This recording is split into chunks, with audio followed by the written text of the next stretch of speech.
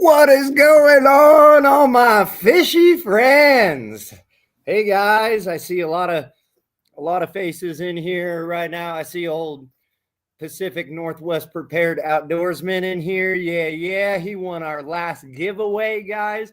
He got a super sweet K14 quick fish that it's like from Lure Jensen back in the day, like at Hood River when they hand painted them. Yeah, that thing is gonna murder springers, bro. I know it's gonna murder springers. We got a bunch of fun stuff to talk about, you guys. Glad you could join. I hope you enjoy the oh yeah, boom, look, he's saying thanks again. Yep, you're welcome, man. You're welcome. No problem. We got all kinds of stuff to talk about, guys. Springers. Oh man, I get rallied up about springers. I do. And I mean, it's my favorite species to catch for sure. My favorite species of all time. There's nothing like a springer pulling on you. I mean, it's awesome. And then we've got let me get it down in here. Let's see. Kurt, are you, let's see, where's Kurt? Oh. You can't hear me? Turn up your volume. Can anybody else not hear me? Let me know in the comments if you can't hear me. My buddy just came into the studio, told me he can't hear me. I just want to make sure you guys can hear me. Let me see here. Can you guys hear me? Sound, everybody says sound is good. I don't know. Okay. But all right, so we got Kurt is gonna be joining us from God Sent Fishing. He was in here. He'll come back. I can add him to the live. I tried to get the 541 fisherman. I know he's down hiding in there. He's watching. I tried to get him to join, but what are you gonna do? He didn't want to join. Probably had a hard day at work. It's okay. But we got so much to talk about, guys, because springers. It's springers. I was catching steelhead. You guys probably saw. I was catching steelhead just a week ago, and it's crazy to me that already, okay, we have had springers caught in the Willamette, okay, and I got pictures. I'm not just saying. I'm gonna show you, okay. We have springers caught in the Willamette, and a springer caught all the way down on the Rogue, you guys. That's both corners of Oregon. It's time. It's time to do it. It's time. So let me show you, okay? You guys may have already seen them. Yeah, looks like everybody can hear me loud and clear. That's good. You may have already seen them on the internet, but if you didn't, I'm going to show you, and I get a lot of hate sometimes for river dropping, but we're in this together. Come on, it's springer season. Okay, here we go. Look. Check it out. Let's see. Oh, wait. Hold on. I got to remove this one. Here we go. All right. Boom. Look. Rogue River, baby. I know exactly where that bridge is. Okay. But point is, okay, coming back here. Point is, the fish are dipping in. They're dipping in because that's like lower system.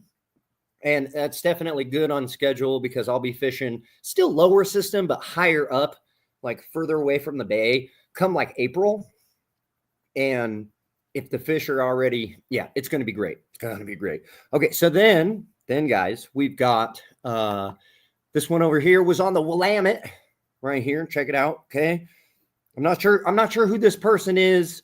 If you're around, if you're in the comments, I don't own this picture, guys. It just, I'm in a bunch of different groups, and I can find them, and I'm not afraid to show them. Here's another one that was caught on the Willamette, guys. Boom! Look at that, chrome, baby. Here's another one that was caught on the Willamette. Yet another one caught on the Willamette. I mean, come on, guys, come on. Here's our guy that caught the first one. This is the first one right here. I believe it was March 6th when this fish showed up at Fisherman's Marine there in Portland. He won the prize. Which is awesome, good for him. But that was the first reported one. Here's another photo of that's the same fish as this photo right here. Just I think this photo right here is way better. But you know what I'm saying? Come on, you gotta show the buddy too, or the guide. I'm not sure what the circumstance was here. But anyways, yeah. So, like I said, from tip to tip, guys, we're talking in the Columbia and up the Willamette and all the way over on the Rogue. That means that when Umpqua is going to start popping off, Coos is going to start popping off. We're going to start seeing, there's a unique opportunity if you got kids at Three Rivers. That's a good springer opportunity for your kids. That's going to start popping off. I'm so excited. Okay. All righty. So let's see here. What's up? 451. Right. Oh, we're giving you a hard time. I love it. Okay. All right. So I want to discuss a few things. Okay. So number one, let me do this little blip right here. I'll share my screen. Here we go. Okay, boom. Look, we're sharing our screen. Let's go right here. Oh, no, that's not what I wanted. Let's go with this right here. Here we go. Okay, guys, look it.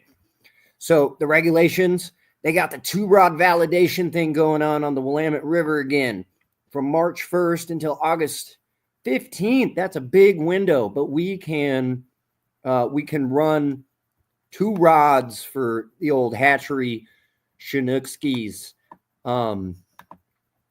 That's awesome.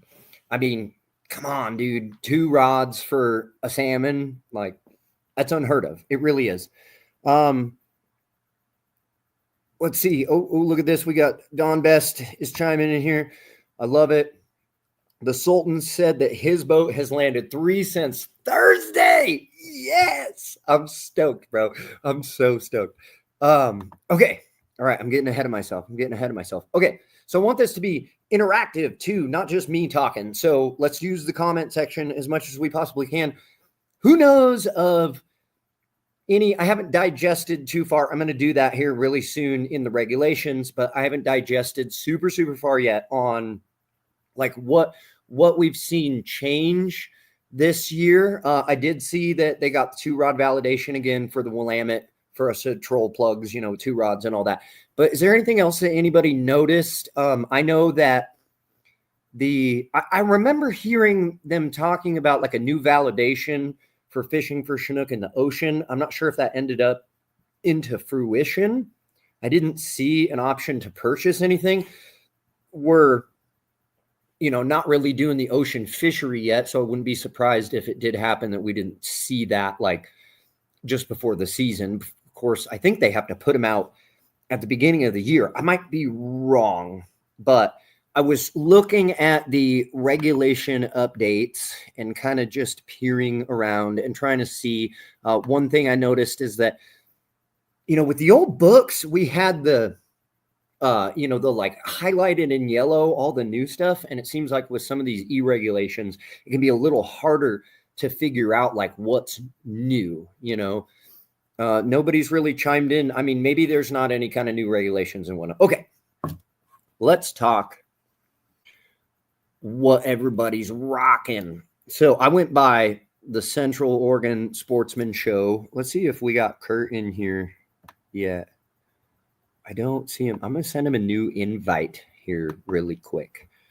Email. He might have got busy. But let's just send him another one here real quick. All right, that took off. Okay, bug. All right, and I see we got a comment. Went out to Selwood area yesterday. Here, let me pop this up here too. Went out to Selwood area yesterday. Spent hours out there. Not one net flying. Checker said one was pulled yesterday out of Willamette Park. I mean, that's to be expected too. I've fished these early like this, and they're still unicorns. They definitely are unicorns. But the fact that they're traveling through and they're being caught, that's great. Nothing I have read, but you need a lawyer to understand the regs. Isn't that the truth, guys? Like, it is nutty sometimes. The regulations can be very, very weird. Okay. Anyways, I went by the Central Oregon Sportsman Show. I went early so that I could find some tasty stuff. I'm thinking that this these spinfish. Let's see. Oop, my camera's right there. They're like a hot man. It's kind of hard with the lighting going on here. Oof, man, like there we go. You can kind of see better. They're bright yellow with like hot orange speckle all over them. And I think these are going to do pretty good for the trolling aspect. And then I picked up these brads too. I thought that these, man, it's just so hard to block that glare. Can't really see. They're like super candy, man, yellow and pink. Anyways, I kind of learned it's weird. It's not that I learned a new thing. I kind of went through the old school and realized something. I've been running, spinfish and Brad's cut plugs and obviously shoving them full of bait and all that kind of stuff, and running like my stinger hook with a trailer because we can legally do that. But that's how I've always just kind of ran it, And I seen a post the other day. It was somewhere, not here in Oregon. I don't even think it was in the US, to be honest. But they were running spinfish, and then they had like matching hoochies. Oh, man, you can't even see this. Here we go. And this is by my guy, Tyler, Little Captain's Kokanee. These are super, super small. Not necessarily optimal for salmon, but I have found, though, that running just a small hoochie right behind it does a really good job of hiding that stinger in that trailer, and fish have extremely good eyesight. And I don't know, when I was looking at that photo, I was like, man, I never thought to throw a hoochie behind my spinfish just to throw a little more hiding that gear, So this year, I'm going to tie it up and I'm going to give that a shot. Who else runs? Like, let's start a debate in the comments. Ready? Cut plug or spinfish? Which do you guys like to run better? In my opinion, I kind of prefer the cut plugs over the spinfish, but both have, been tried and true, and they've both worked. But I want to know your opinion in the comments. I want to know if you are more of a, cut plug type runner, or even like just actual bait, herring or sardine or whatever, and just cut plugging it, or whether you like to use the more spinfish type thing. Cut plugs. I like it. Look. Boom. Right there. Robert knows what's up. That's what I like cut plugs too. Let's see. I need to try that. Yeah. I mean, I thought about it, it was like, I remember I was fishing a tournament once. It was bass, but I was fishing a tournament once. It was like ultra clear water. And I was just looking in the water and I was like, dude, I can see my line. Like, if I can see my line, then the fish can see my line. So I bumped down and I used a lighter diameter, and I started just absolutely knocking them dead. Sometimes you get humbled that it's like fish have really good eyesight, and sometimes you need to take that little extra bit to try and hide your display, or even, do things to lessen the amount of gear. Like sometimes when I'm using like a bottom rig, where you have like a swivel coming up, weight drop shot on the bottom and a swivel coming up. So you got a leader coming out for, like rock fishing and stuff like that. Sometimes I'll drop the leader. Like I'll just use a knot that is like a T knot, so my leader can come out, and just drop that little bit of hardware so there's less for the fish to see. Sometimes that works really good. Let's see here. I'm a banky. Jail Tony says cut plug all day. That's my boy Jason. You see him in my videos all the time. He's a fish slayer, guys. So if he says cut plug, I'm just saying. Okay. But yeah, Robert said that he's a banky. You got to get you out on a boat, man. Trolling for salmon is nuts, especially like Rogue River. The seals come flying out, dude. And then the sea lion patrol guy comes and tries to stop the sea lions from eating your salmon. And he's throwing seal bombs and shooting at them with a 12 gauge. And now your fish is running from you, and he's running from a seal, and he's running from explosions. And I'm not joking. Stuff gets crazy. So we got to get you out on a boat, man. You check out these chromers from the boat. They're nuts. I like herring better early in the season. I mean, definitely, because you got that aspect of the herring are coming into the bays right now, right? And you can find them, but they're few and far. Like, and then as we start to get like in full blown springer, the herring are going to start coming right behind them. Like when I'm out in Winchester Bay and we're fishing for springers, we can catch fresh herring to fish with easily, And I think Don's got the right idea there, that it's like, while the herring are a little more scarce in those early months, it's a great opportunity to show them a herring. Then when all of the large bulk of herring start, coming in, it's better to kind of change the dynamic and show them something a little bit different. You know what I mean? So I do like that. Jason said again, side planer with flasher and a cut plug. Yeah. Get it away from the boat a little bit, or even, I think he might be referencing to Robert, who's a banky. Yeah, he's saying that you can take a side planer, one of the bigger side planers, set it up on an entirely different rod with really, really heavy line, like a Dacron, and only your big side planer is connected to that. Then your actual fishing rod is going out to that side planer on a quick release, and you can be running like in motion with current, a cut plug with a triangle flasher literally from the bank. It can be done. We've done it in some like mag lips and stuff like that. Let's see here. What do we got? We've got Jimmy says, I've had success with quick fish with tuna bellies. Yeah. I mean, tuna bellies are another one of those staple tried and trues. You know what I mean? And quick fish. Yeah. Quick fish work. There's no doubt about that. I just definitely think quick fish, and everybody will agree, quick fish was doing a lot better when people were hand painting them. Now they're getting made in a factory and the paint schemes are all the same, and we don't have, let's just face it, these OG super badass, our fathers fishermen that, like the saying, what was the best fish finder ever made? Well, that's grandpa. You know what I mean? Like we had these OG fishermen that were hand painting stuff based on what they knew of success. So, Leward Jensen is still obviously one of my favorites, but sometimes I feel like they're almost like that cookie cutter aspect where it's like everyone's going to have the same color, I guess. And that can't be a terrible thing, because when somebody does catch one on it, they can just be like, oh yeah, it was the double trouble, right? And then we've all got a double trouble, right? That's your chrome with both the head and the tail is the chartreuse. That's obviously been a murderer forever in the spring Chinook world. So that's a good go-to. As these fish begin to get higher up the system though, Robert doing the bankies, I like to run, obviously eggs are always great, but I've got these new stuff from Godsent, like these acorn clusters. That's going to be really, really good. These are the acorn eggs right here. And then these are the clusters. And obviously you can run in tandems and things like that.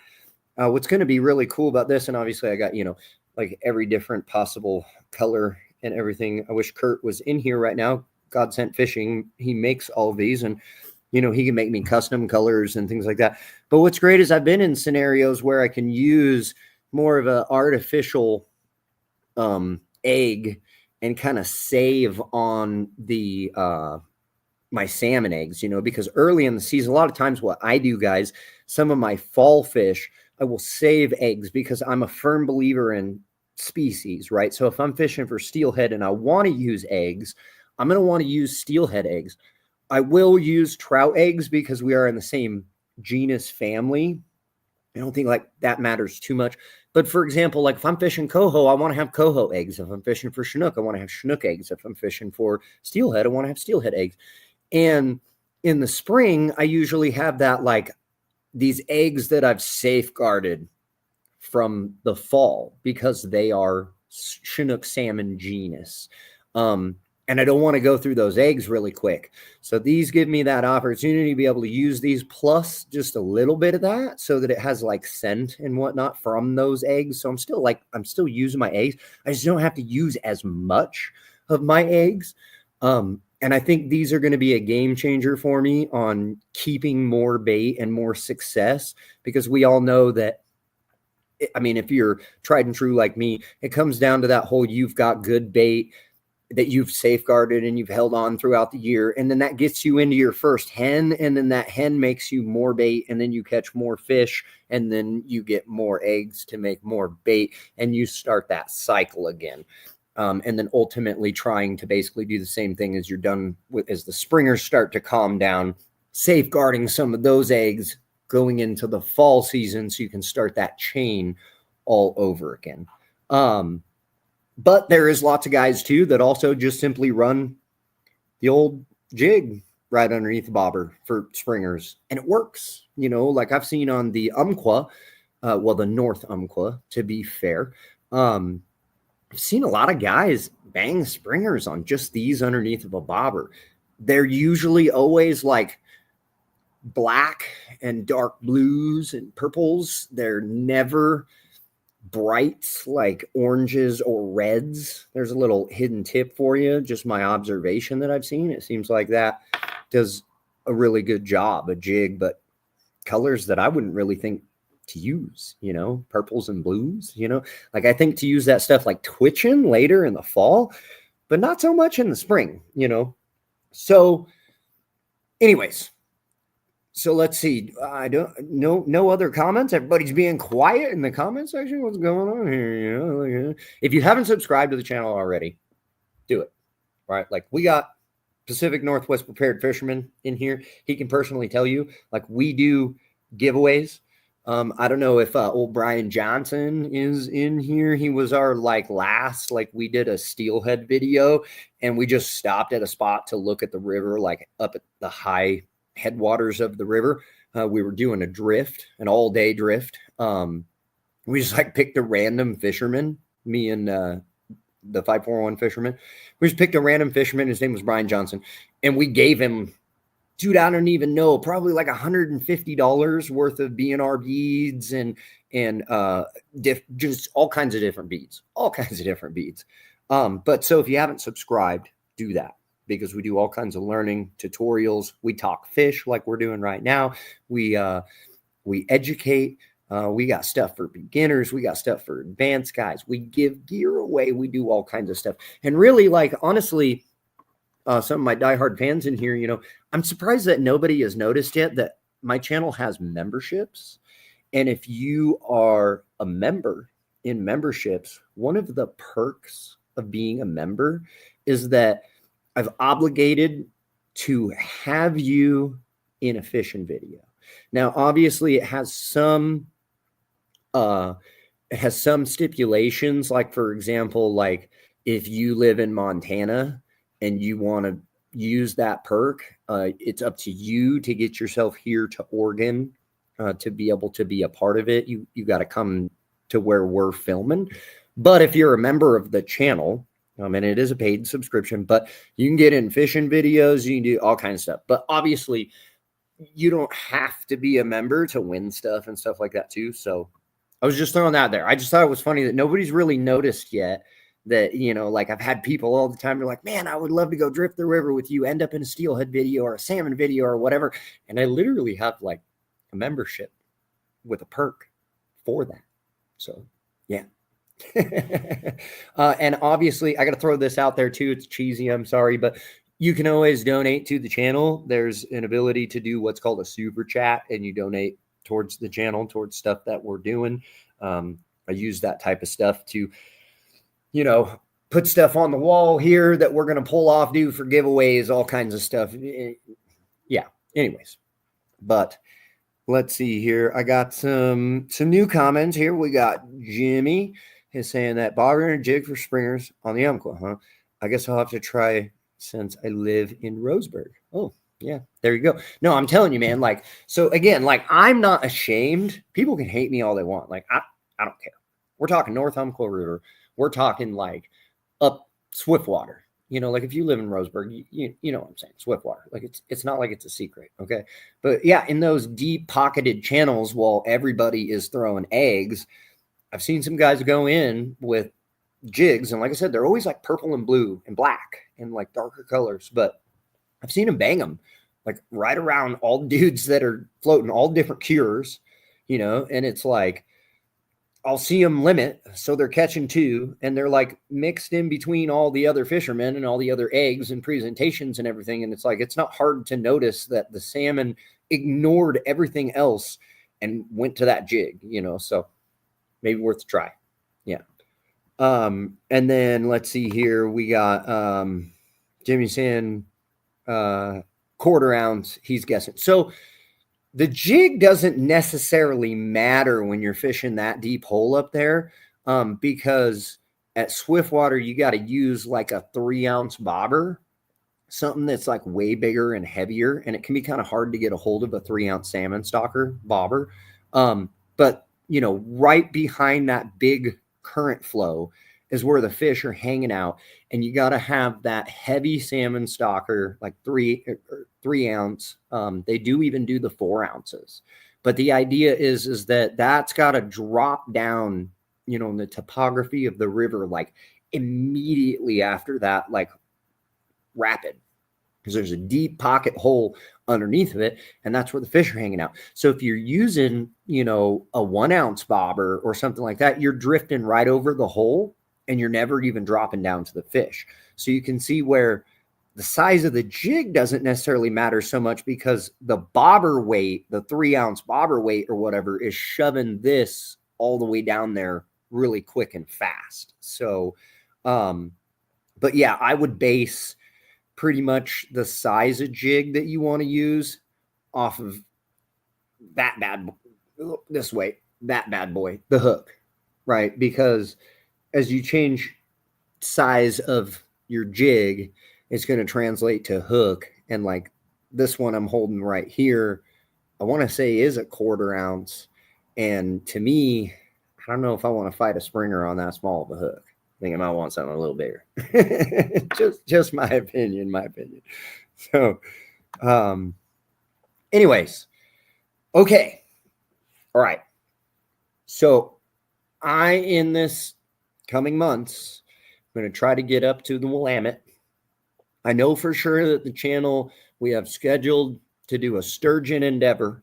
I got a buddy that has never caught a sturgeon, and I just think that's absolutely asinine, because we can go put him on a giant sturgeon in no time.